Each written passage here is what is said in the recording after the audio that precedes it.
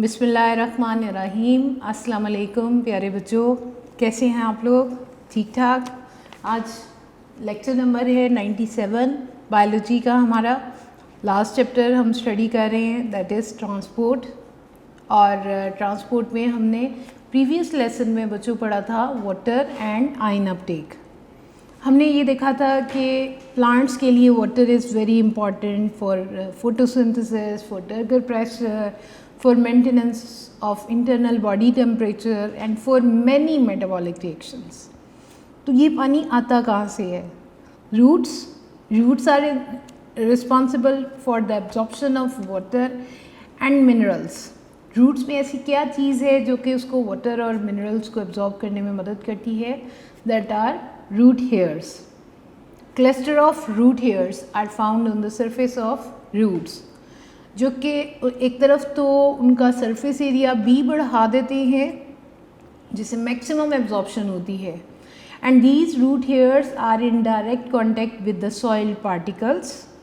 और बच्चों, सॉइल में से पानी को एब्जॉर्ब करने का जो उन्होंने मैकेनिज़्म रखा हुआ है रूट हेयर्स ने, रूट हेयर्स के अंदर जो सेल का साइटोप्लाज्म है, इन सेल्स के अंदर रूट हेयर सेल्स के साइटोप्लाज्म में ऑलरेडी सॉल्ट्स बहुत ज़्यादा पाए जाते हैं। सो वो सॉल्ट्स ज़्यादा रखने से ये मदद मिलती है कि पानी बहुत तेज़ी से सॉइल पार्टिकल से मूव करेगा ऑस्मोसिस के ज़रिए से टूवर्ड्स रूट हेयर्स। ठीक है, रूट हेयर्स की तरफ मूव करेगा, रूट हेयर्स एब्जॉर्ब करेंगी वाटर को by osmosis, and then salts को वो डिफ्यूजन के प्रोसेस से भी कर सकती है, क्योंकि मैंने बताया कि सॉल्ट्स ऑलरेडी साइटोप्लाज्म में ज़्यादा हैं तो वो उसको एक्टिव ट्रांसपोर्ट के ज़रिए से भी लेके जा सकते हैं। ठीक है, जब एक बार रूट हेयर्स के ज़रिए से रूट्स में एंटर हो जाएगा तो रूट की एपिडर्मस से होता हुआ, कॉर्टेक्स से होता हुआ, it will move towards the xylem. ठीक है, डिफरेंट चैनल्स, डिफरेंट रास्तों में से गुजर के ये वाटर और सॉल्ट्स जाएंगे towards the xylem of root, and xylem is responsible to conduct water and salts to the aerial parts of the plant. Aerial parts mean stem, branches and leaves and flowers and fruits, all these are the aerial parts. Xylem में ये ऐसी ability है कि ये पानी को हमेशा नीचे से ऊपर की तरफ ही लेके जाती है। Xylem tissues are responsible for this function because xylem is composed of vessel elements and tracheids. ठीक है बेटे, आज हमारा टॉपिक है ट्रांसपायरेशन। ट्रांसपायरेशन बच्चों, अवेपोरेशन के प्रोसेस से आप लोग फेमिलियर हो। अवेपोरेशन मीन वाटर का वेपर्स बन के हवा में आ जाना। तो जब यही प्रोसेस प्लांट्स में हो रहा होता है तो हम उसको कह देते हैं transpiration. Transpiration is the loss of water from plant surface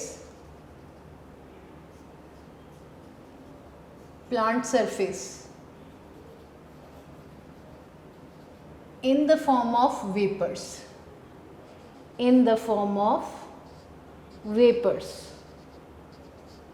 plant की सरफेस से जो भी वेपर्स रिलीज होंगे, that process is named as transpiration.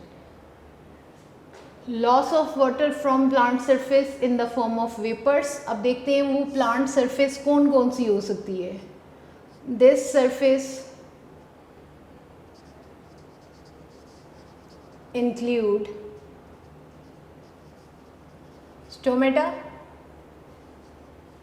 जो कि ज़्यादातर तो लीव्स में होते हैं और कुछ स्टेम्स में भी होते हैं। Stomata in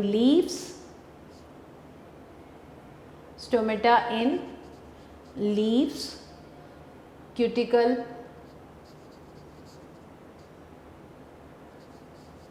present on epidermis,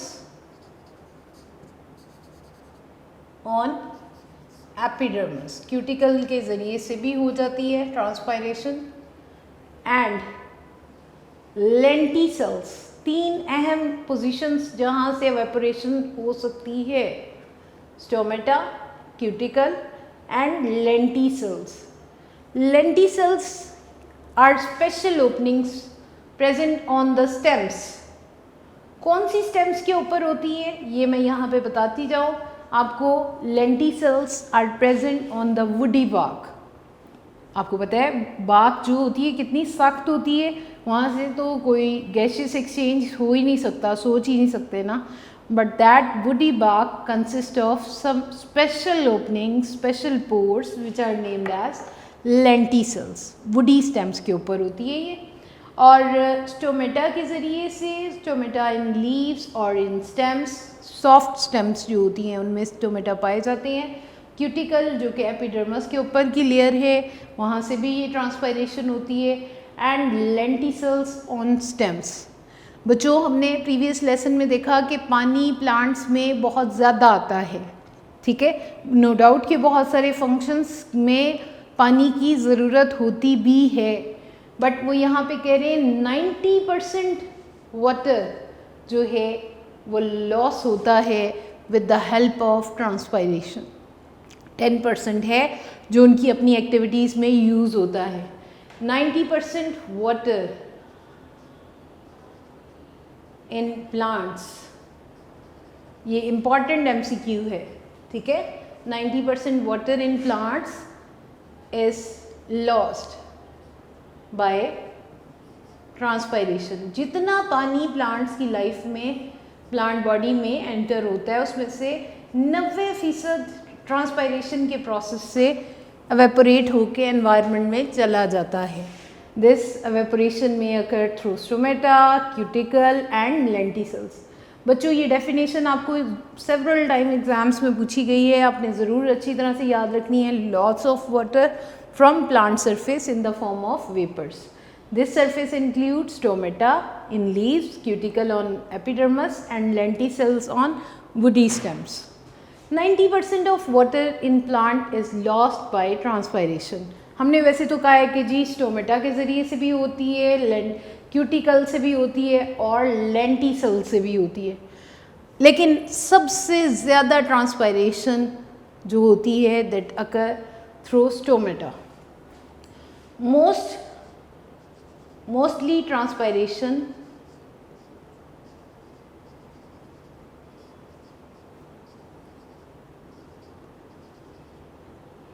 occur through stomata.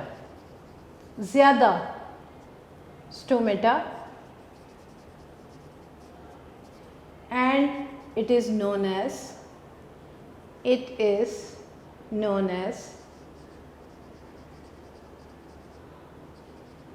Stomatal transpiration. इस प्रोसेस को, इस ट्रांसपायरेशन को जो स्टोमेटा के थ्रू होती है that is named as stomatal transpiration. यहाँ पर स्टोमेटल ट्रांसपायरेशन के लिए लीफ का इंटरनल सेक्शन दिखाया गया है, ठीक है बच्चों. This is the TS of leaf. Internal section, internal structure of leaf दिखाई जा रही है. इंटरनल स्ट्रक्चर लीफ की दिखाई जा रही है कि उसके अंदर कैसे ट्रांसपायरेशन होती है. This is the upper epidermis of the leaf. Upper epidermis आप देख लो कि अगर ये लीफ है तो ये उसकी अपर साइड है and this is the lower side. Upper side contain upper layer of epidermis and lower side contain the lower side of epidermis. This is upper epidermis. These are the mesophyll cells. ये सारे कुछ elongated हैं, कुछ आपको round shape में नज़र आ रहे हैं. यहाँ पे लीफ में दो तरह के mesophyll cells होते हैं. These mesophyll cells are very special in leaf for the process of photosynthesis. Mesophyll cells, and these are the xylem tissues. This is the lower epidermis of the leaf, and these openings are named as stomata. These are the guard cells. which control this stomata, opening and closing of stomata, guard cells. बच्चों अब आपको ये तो पता है कि aerial parts तक पानी कौन लेके आ रहा है, जाइलम, ठीक है। हमें ये पता है रूट की जाइलम से शूट में और शूट की जाइलम से लीफ की जाइलम तक ऊपर पानी चढ़ेगा with the help of this xylem, और जाइलम से इस पानी को लेंगे ये mesophyll cells. Mesophyll cells have large surface area, large surface area रखते हैं ये,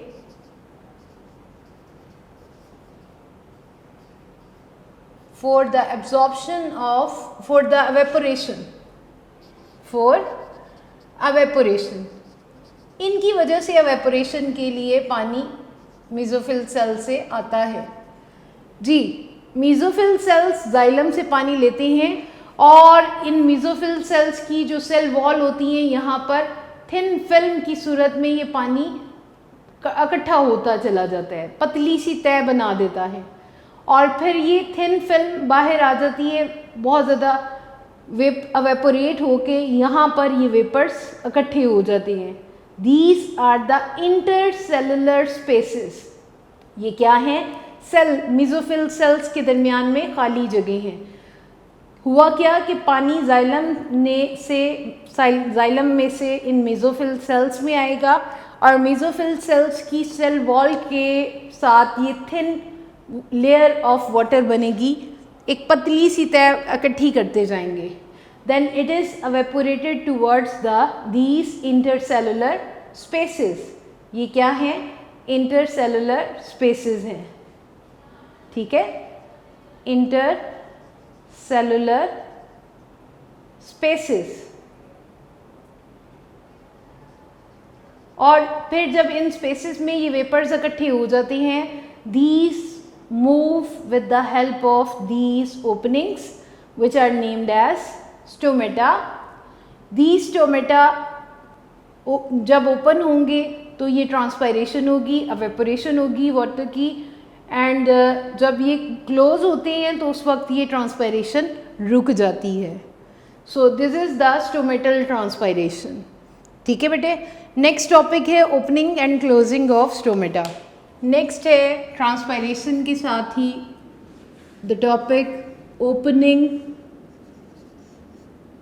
एंड क्लोजिंग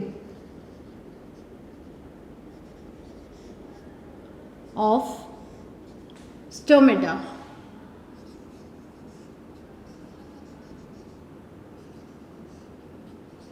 आपको पता है ये जो स्टोमेटा होते हैं ये ज़्यादातर दिन के टाइम पे, डे टाइम पे ओपन रहते हैं। ज़्यादा प्लांट्स में डे टाइम पे स्टोमेटा ओपन होते हैं और रात को बंद हो जाती हैं, सिवाय चंद एक प्लांट्स के।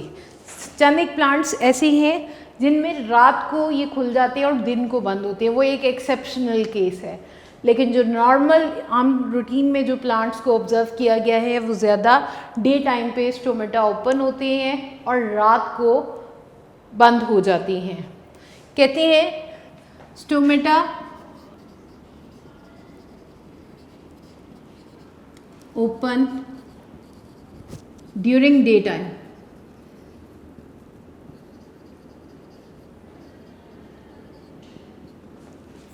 and close at night।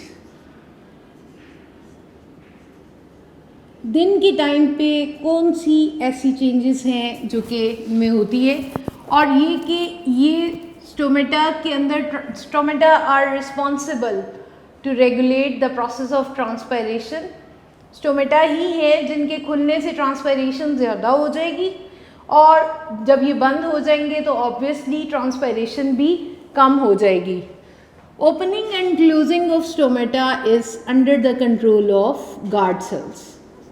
Opening and closing of stomata is under the control of guard cells. Guard cells इसको कंट्रोल करती हैं। अब गार्ड सेल्स कैसे होते हैं और बच्चों ये गार्ड सेल्स यहाँ पे पहले तो इनकी डायग्राम्स बनाऊंगी, थोड़ा बड़ा करके आपको शो करूंगी ताकि आप इसको समझ सकें। दिन के टाइम पे ये अमूमन इस शेप में होते हैं, these are the 2 guard cells, और उनकी सराउंडिंग में these are the epidermal sales.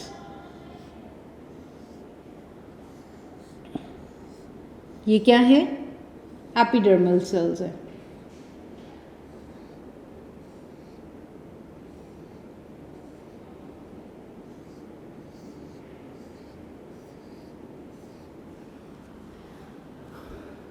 Having this stomata open and during night क्या होता है?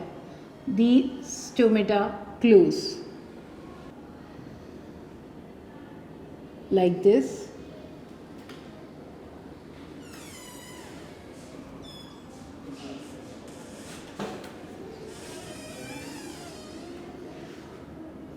ये स्टोमेटा क्लोज दिखाएंगे। अब ऐसा कौन सी चेंजेस हैं जिनकी वजह से रात के वक्त ये गार्ड सेल्स स्टोमेटा को क्लोज कर देती हैं और दिन के वक्त में ये ओपन हो जाते हैं?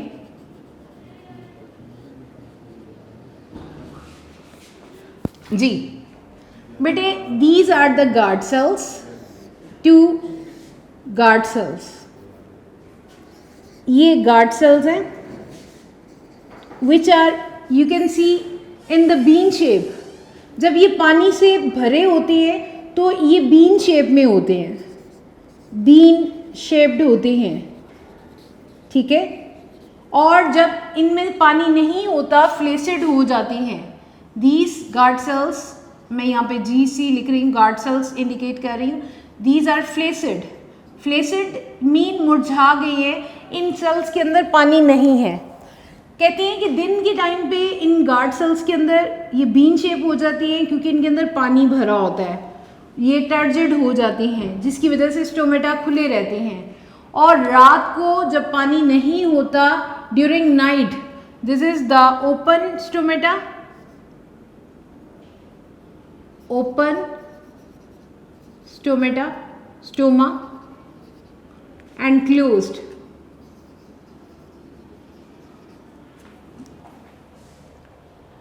Stoma, closed. 2 कंडीशंस को हम यहाँ पे डिस्कस कर रहे हैं और हमने कहा है कि रात के वक्त ये बंद हो जाते हैं जबकि दिन के टाइम पे ये खुले रहते हैं।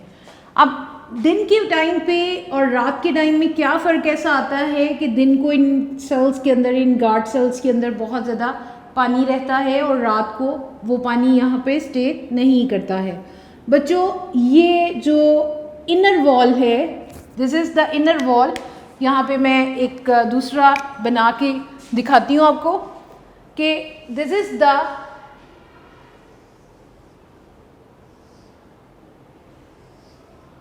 this one is the inner wall of guard cell, inner wall, and this one is the outer wall of guard cell. inner wall जो होती है वो कनकेव शेप में है, कनकेव शेप है, and it is thicker, inner wall thick होती है, ठीक है। जो आउटर वॉल है, outer wall is convex, convex होती है, कन्वेक्स शेप में होती है outer wall, and this is thin. ये गार्ड सेल्स की शेप है। इनर साइड कनकेव शेप होती है इनर वॉल और थिक होती है, जबकि आउटर वॉल जो है वो कन्वेक्स है जो कि थिन है। और ये जो कनकेव शेप इनर वॉल है यही वो वॉल है जो इस सुराख को घेरे हुए है। इसी की वजह से इसने स्टोमा ने खुलना है, स्टोमा सिंगुलर होता है, स्टोमा ने खुलना है या फिर बंद हो जाना है। अब कहते हैं कि दिन के टाइम पे पानी इन गार्ड सेल्स के अंदर स्टे करता है, इसलिए ये टर्जिड रहते हैं और स्टोमा ओपन रहता है। रात को ये फ्लेसिड हो जाती हैं, इनमें पानी नहीं होता इन गार्ड सेल्स में, जिसकी वजह से इनके दरमियान में जो ओपनिंग है दैट इज़ क्लोज्ड, बंद हो गई है। अब दिन के वक्त इनमें क्या चेंजेस ऐसी आती हैं कि इसमें पानी ढेर सारा रहता है। बच्चों डे टाइम पर कहते हैं सनलाइट की वजह से, लाइट की वजह से, या सनलाइट का बहुत बड़ा इन्फ्लुएंस है प्लांट्स लाइफ में। सनलाइट जब स्टार्ट होती है डे टाइम में, ड्यूरिंग डे टाइम, यहाँ पर पोटासियम आयंस, ये लाइट इन्फ्लुएंस करती है कि पोटासियम आयंस मूव करके चले जाएं towards the guard cells from these epidermal cells. These are the epidermal cells जो इन गार्ड सेल्स की सराउंडिंग में मौजूद हैं, ठीक है, and these are the guard cells. अब यहाँ से पोटासियम आयंस बहुत ज़्यादा मूव करेंगे ड्यू टू सनलाइट। लाइट का एक इन्फ्लुएंस है कि यहाँ पर बहुत सारे पोटासियम आयंस इन तमाम सेल से मूव करके आ जाएंगे टुवर्ड्स द गार्ड सेल, ठीक है। ये पोटासियम आयंस आ रहे हैं, इनकी डायरेक्शन में यहाँ पे शो कर रही हूँ। Potassium ions from these epidermal sales towards the guard sales, ठीक है बच्चों। जब ये आयंस इन गार्ड सेल्स के अंदर आ जाएंगे तो solute concentration become very high. यहाँ पर क्या हुआ, solute concentration become very high.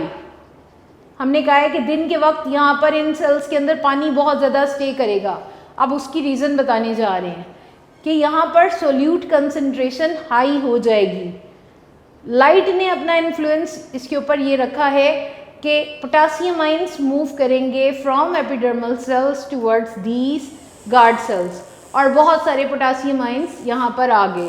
So the solute concentration become very high, और सोल्यूट कंसंट्रेशन के हाई हो जाने की वजह से water will also move from these cells. Water भी यहाँ से मूव करेगा इन सेल्स की तरफ, ठीक है। इन पोटासियम आयंस की वजह से पानी भी इन सेल्स में आ जाएगा, और पानी की मूवमेंट, क्योंकि आपको पता है वाटर ऑस्मोसिस के ज़रिए से कैसे मूव करता है, from low solute concentration to high solute concentration. तो यहाँ पर क्योंकि solute concentration inside guard cells बहुत ज़्यादा हो चुकी है, जो हमारी बुक में मैकेनिज़्म बता रहे हैं बच्चों। वैसे तो और भी बहुत सारे मैकेनिज़म्स वो एक्सप्लेन कर रहे हैं कि जी स्टोमेटा को खुलने में और बहुत सारे फैक्टर हैं, लेकिन यहाँ पे वो पोटासियम आयंस के मैकेनिज़्म को एक्सप्लेन करते हैं कि सनलाइट जो है वो पोटासियम आयंस को फोर्स करती है कि वो गार्ड्स एपिडर्मल सेल से इन गार्ड सेल्स के अंदर आ जाए, जिससे सोल्यूट कंसंट्रेशन हाई हो जाएगी, और वाटर जो है यहाँ पर ओस्मोसिस के ज़रिए से मूव करेगा इन गार्ड सेल्स की तरफ, ठीक है। और इस तरह से पूरा दिन ये गार्ड सेल्स जो हैं वो टर्जिड रहेंगे। एक तरफ तो पोटासियम आयंस आ गए हैं, और ये भी याद रखिएगा कि ये गार्ड सेल्स जो हैं these also contain chlorophyll, chloroplast भी ये रखते हैं, so they have the ability to perform photosynthesis. उसके साथ ही साथ में यहाँ पर ग्लूकोज भी बनना है। दूसरा जो बड़ा फैक्टर आ गया डे टाइम पे, ग्लूकोज तैयार करना है। ग्लूकोज भी यहाँ पर ग्लूकोज कंसंट्रेशन भी एज अ सोल्यूट कंसंट्रेशन काम करेगा, जो कि सराउंडिंग सेल से पानी को फोर्स करेगा कि वो इन गार्ड सेल्स के अंदर आ जाए। इसलिए सारा दिन यहाँ पर सोल्यूट कंसंट्रेशन मुसलसल हाई रहेगी, और water will stay inside the guard sales, and these guard cells become turgid, और टर्जिड रहने की वजह से यहाँ पर ये जो स्टोमा है ये खुला रहेगा, और यहाँ से एवेपोरेशन या गैसियस एक्सचेंज होती रहेगी। लेकिन जैसे ही प्रोसेस ऑफ फोटोसिंथेसिस भी रुक जाएगा रात के टाइम पे, और ये पोटासियम आयंस जो आए हुए थे इनसाइड दीज गार्ड सेल्स ये मूव कर जाएंगे, ये पोटासियम आयंस भी मूव कर जाएंगे टुवर्ड्स दीज एपिडर्मल सेल्स। ये पोटासियम आयंस वापस आ रहे हैं क्योंकि लाइट का इन्फ्लुएंस था, लाइट जब ख़त्म हो जाएगी तो ये पोटासियम आयंस वापस आ जाएंगे। ठीक है बच्चों, और इस पोटासियम आयंस के साथ ही साथ में वाटर भी इस तरफ को मूव कर जाएगा, क्योंकि यहाँ पे सॉल्यूट कंसंट्रेशन ड्रॉप हो चुकी है। सॉल्यूट की कंसंट्रेशन ड्रॉप होने की वजह दो हैं। एक तो पोटासियम, लाइट के ख़त्म होने से potassium ions will move back towards the epidermal sales, potassium move करेंगे और उसकी वजह से वाटर भी मूव करेगा यहाँ से towards these epidermal cells and these guard cells become flaccid here. Flaccid mean नरम हो जाएंगे, मुरझा जाएंगे, उनका वाटर प्रेशर कम हो जाएगा, जिसकी वजह से उनकी इंटरनल वॉल्स जो हैं वो एक दूसरे के साथ जुड़ जाएंगी, मिल जाएंगी, जिससे कि स्टोमा जो हैं वो क्लोज हो जाएंगे। तो इसलिए हम ये पढ़ रहे हैं opening and closing of stomata में कि स्टोमेटा दिन के वक्त खुले रहते हैं और रात को बंद हो जाती हैं। हमने कहा है कि ज़्यादातर प्लांट्स में ऐसा होता है कि खुले रहते हैं और रात को बंद हो जाती हैं। ये stomata opening and closing is under the control of guard cells, और गार्ड सेल्स ही एक तरह से ट्रांसपायरेशन को कंट्रोल कर रहे हैं। ऑब्वियसली जब स्टोमेटा खुले रहेंगे तो ट्रांसपायरेशन होगी, जब बंद हो जाएंगे तो ट्रांसपायरेशन भी कम हो जाएगी। स्टोमेटल ट्रांसपायरेशन तो नहीं होगी, बाकी दूसरे पार्ट से हो सकती है। ठीक है बेटे, तो यहाँ पे हम ये कह रहे हैं कि दिन के टाइम पे ये गार्ड सेल्स जो हैं टर्जिड रहते हैं और बीन शेप में रहते हैं, बीन शेप में, बोर्ड शेप में, यानी मुड़े हुए इस तरह से प्रेशर के साथ, वाटर प्रेशर की वजह से ये सारा दिन खुले रहते हैं और रात को ये फ्लेसिड हो जाते हैं। अब इनके टर्जिड होने की गार्ड सेल्स की ये वजह है कि डे टाइम पर लाइट इन्फ्लुएंस करती है, लाइट का असर होता है कि आयंस, पोटासियम आयंस मूव करती हैं फ्रॉम एपिडर्मल सेल्स, जो इन गार्ड सेल्स की सराउंडिंग में सेल होते हैं, वहाँ से पोटासियम आयंस मूव करके गार्ड सेल्स के अंदर आ जाती हैं और गार्ड सेल्स की सॉल्यूट की कंसंट्रेशन हाई हो जाती है, जिसकी वजह से पानी मजबूर हो जाता है कि ऑस्मोसिस के ज़रिए से इन गार्ड सेल्स के अंदर आता रहे एंड सेल्स बिकम टर्जिड, और फिर वो हाई सॉल्यूट पानी को अंदर रहने पे मजबूर भी करता है। फिर मज़ीद सॉल्यूट्स कहाँ से आते हैं, ग्लूकोज बन जाता है, ग्लूकोज की कंसंट्रेशन हाई हो जाती है due to photosynthesis inside these guard cells. तो वो मज़ीद सॉल्यूट्स जब आएंगे तो यहाँ पे सारा दिन सॉल्यूट कंसंट्रेशन हाई रहेगी, वाटर अंदर रहेगा और यहाँ पे ये सेल्स, गार्ड सेल्स टर्जिड रहेंगे। जब तक गार्ड सेल्स टर्जिड रहेंगे स्टोमेटा ओपन रहेगा, स्टोमा ओपन रहेगा। ठीक है, जैसे ही रात का टाइम होगा फोटोसिंथेसिस स्टॉप हो जाएगी। आपको पता है लाइट के साथ होने वाला प्रोसेस है। और सेकेंडली ये कि पोटासियम आयंस भी लाइट की वजह से मूव कर रहे थे, वो भी वापस चले जाएंगे टूवर्ड्स देयर एपिडर्मल सेल्स, जिसकी वजह से यहाँ पर सॉल्यूट की कंसंट्रेशन ड्रॉप हो जाएगी और पानी भी मूव करके वापस जाना शुरू हो जाएगा। वाटर इन गार्ड सेल्स में स्टे नहीं कर पाएगा due to less solute concentration. ठीक है ना, तो पानी जो होगा वो इन सेल से दोबारा चला जाएगा वापस एपिडर्मल सेल्स में and these guard cells become flaccid, और इनके फ्लेसिड होने की वजह से स्टोमा जो होगा वो बंद हो जाएगा। ये है इनकी दिन को खुले रहने की और रात को बंद होने की स्टोरी। ये लॉन्ग में भी आ चुका है। ट्रांसपायरेशन शॉर्ट में आया है। व्हाट इज़ ट्रांसपायरेशन, तो डेफिनेशन लिखेंगे आप लोग। ठीक है बेटे, उसके बाद है जी कि how opening and closing of stomata control the transpiration, या write a note on opening and closing of stomata. तो आपको ये दो डायग्राम आपकी बुक में बनी भी हुई हैं, आपने इनके साथ इस पूरे प्रोसेस को एक्सप्लेन करना है। ठीक है, opening and closing of stomata का टॉपिक आपको बहुत बार लॉन्ग में भी आ चुका हुआ है। नेक्स्ट है बेटे हमारा सिग्निफिकेंस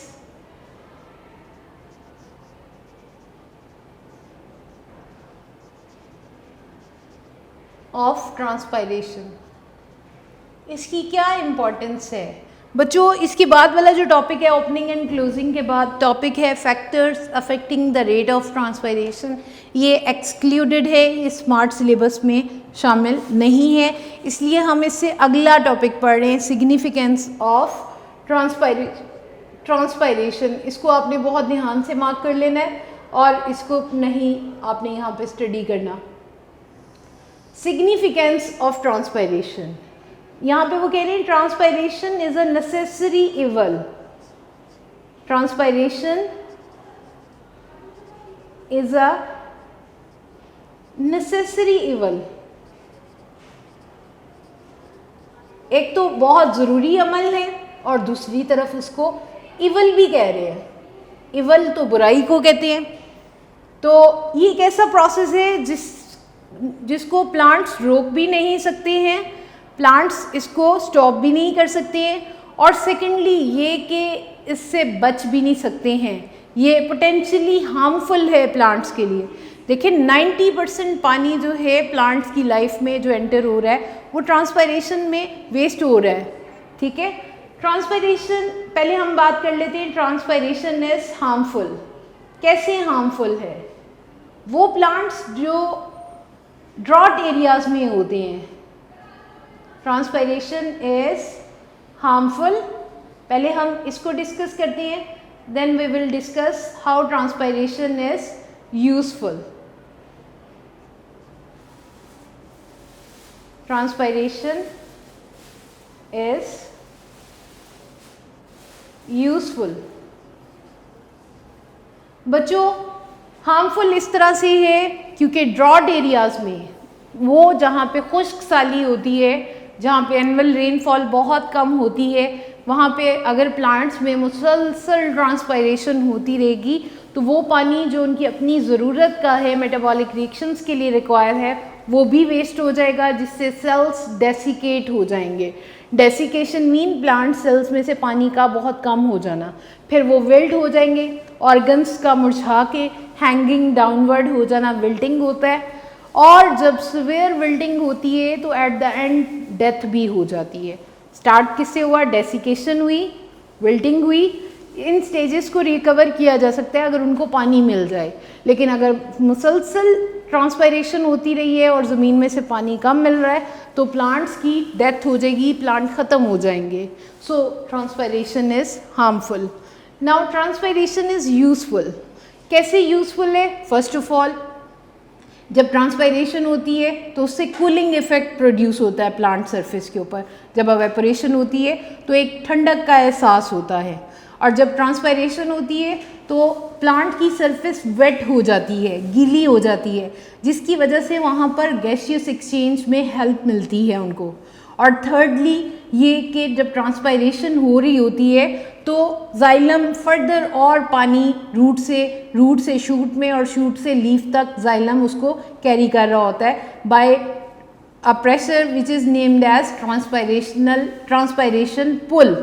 ये ट्रांसपायरेशन पुल, ये ऐसा पुल है, ये खिंचाव की कुव्वत है जो कि ट्रांसपायरेशन होने पे जाइलम में डेवलप होती है, और जिसकी वजह से रूट से पानी ऊपर चढ़ता है शूट में, शूट से ब्रांचेस और लीव्स तक चला जाता है। So transpiration is useful to create cooling effect, gaseous exchange में हेल्प मिलती है, और थर्डली ट्रांसपायरेशन पुल डेवलप करता है।